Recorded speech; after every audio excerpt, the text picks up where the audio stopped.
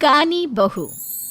किशोरी लाल जी के बेटे राघव की शादी की बात जगह जगह चल रही थी, लेकिन किशोरी लाल जी को कोई लड़की पसंद ही नहीं आती थी। और उसकी एक ही वजह थी, किशोरी लाल जी का लालची होना। उनको लड़की वालों से मोटा दहेज चाहिए था और इसी चक्कर में एक दिन वो एक बहुत पैसे वाले के घर अपने बेटे का रिश्ता लेकर पहुंचे। उस आदमी का नाम था ओम प्रकाश। देखिए किशोरी लाल जी, मेरी एक ही बेटी है और मेरी सारी संपत्ति जायदाद सब कुछ मेरी बेटी नैना का ही है। पापा, नाम से लगता है बहुत खूबसूरत होगी। कितना अच्छा नाम है ना, नैना। ओ वैसे बात तो सही है आपकी। अब इतना पैसा है, जमीन जायदाद है, इकलौती बेटी, आप भी क्या करेंगे? सब कुछ उसे ही देंगे ना। बिल्कुल ठीक पहचाना आपने।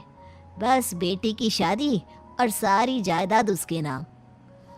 पापा, बिना देखे हाँ कर दीजिए ना। इतना अच्छा रिश्ता फिर कहाँ मिलेगा? माला माल हो जाएंगे हम। मैं अपनी बेटी को बुलाता हूँ।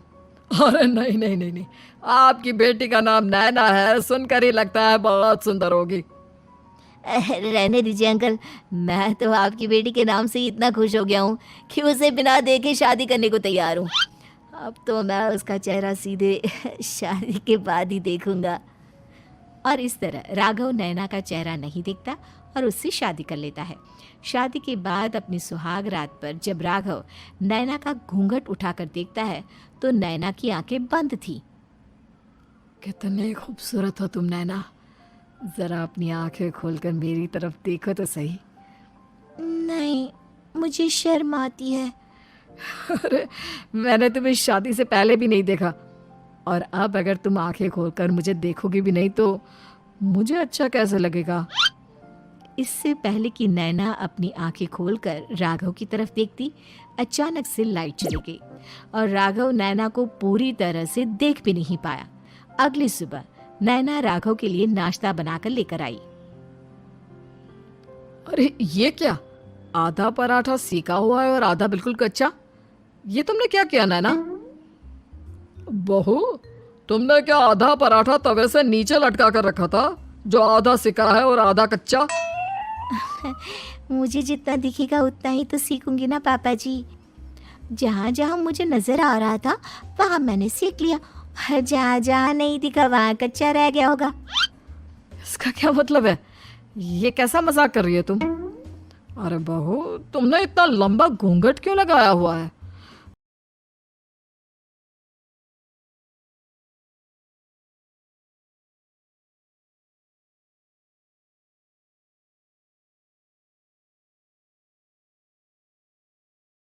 देखो, हमारे घर में बहुओं को बेटी की तरह रखा जाता है, और फिर तुम तो इतना सारा माल लेकर आई हो। देखो, घूंघट डालकर रखने की कोई जरूरत नहीं है। हाँ नैना, पापा जी ठीक कह रहे हैं, तुम तो आराम से रहो, अपना ही घर समझो। नैना अचानक से अपना घूंघट उठा लेती है। अरे ये क्या पापा, नैना की तो एक आंख फूटी हुई है। नाम से नैना, लेकिन ये तो कानी बहू निकली। मेरे साथ धोखा हुआ है, धोखा। बिना दिखाए अपनी कानी लड़की मेरे संग ब्याह दी। मुझे कानी बीवी नहीं चाहिए। मुझे अभी ओम प्रकाश जी से बात करनी पड़ेगी। आखिर उन्होंने मेरे साथ ऐसा किया क्यों? अरे, आप लोगों ने ही तो पापा से कहा था कि आप लोग शादी से पहले मुझे देखना नहीं चाहते। अब मेरे पापा पर क्यों इल्जाम लगा रहे हैं? अरे लेकिन उन्हें बताना तो चाहिए था ना कि तुम कानी हो, एक आंख से तुम्हें दिखाई नहीं देता। किशोरी लाल और राघव नाराज होकर ओम प्रकाश को अपने घर बुलाते हैं। पापा जी, ये आपने क्या किया? शादी से पहले बताया क्यों नहीं कि नैना की आंखों में परेशानी है?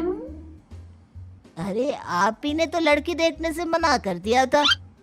अरे लेकिन आप बता तो सकते थे। आपको तो हमारी बेटी की प्रॉपर्टी चाहिए थी, वो भी पूरी की पूरी।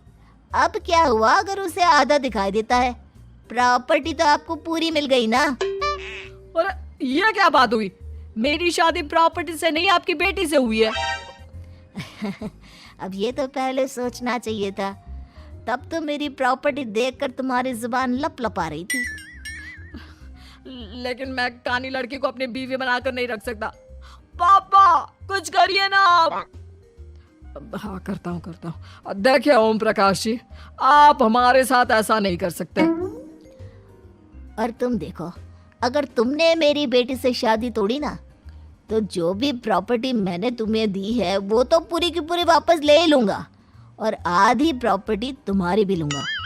अरे मेरी आधी प्रॉपर्टी भला क्यों लेंगे आप? इसलिए क्योंकि मेरी बेटी को आधा नजर आता है और उसकी नजर अभी तक तुम्हारी आधी जायदाद पर ही पड़ी है।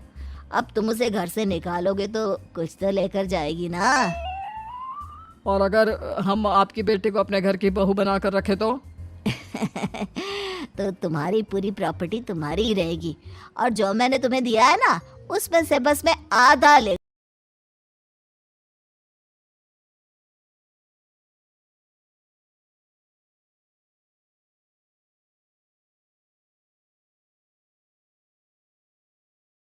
कर जाऊंगा।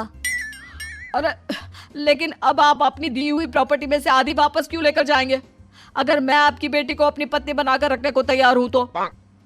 इसलिए ताकि भविष्य में अगर तुम मेरी बेटी को धोखा दो तो उसके पास कुछ तो रहे जो पति का हो। वैसे मेरे पास तो बहुत कुछ है, लेकिन अपने पति की कोई निशानी तो उसके पास होनी चाहिए ना। अब अगर तुमने मेरी बेटी को कानी कहा तो तुम्हें प्रॉपर्टी भी कानी ही मिलेगी, पूरी नहीं। जमाए राजा। किशोरी लाल और राघव समझ चुके थे कि वो बुरी तरह फंस चुके हैं और अब उनके पास वहां से निकलने का कोई चारा नहीं है। अब समझ में आया ना, लालच बुरी बला होती है। एक तो तुम्हें प्रॉपर्टी मिली, ऊपर से बीवी मिली, उसमें तुम्हें नखरे भी दिखाने हैं। आए बड़े, चुपचाप बैठो दोनों।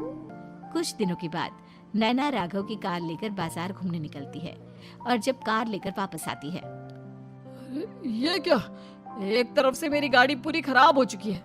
लगता है तुमने मेरी गाड़ी को किसी दूसरी गाड़ी के साथ एक्सीडेंट किया है। अरे अरे कितना बड़ा नुकसान कर दिया तुमने बहू। वो क्या है ना पापा जी, मुझे एक आंख से दिखाई नहीं दे रहा था, सामने से गाड़ी आ रही थी। मुझे तो सिर्फ आधा ही दिखाई दिया और वो गाड़ी मेरी कार से रगड़ते हुए निकल गई।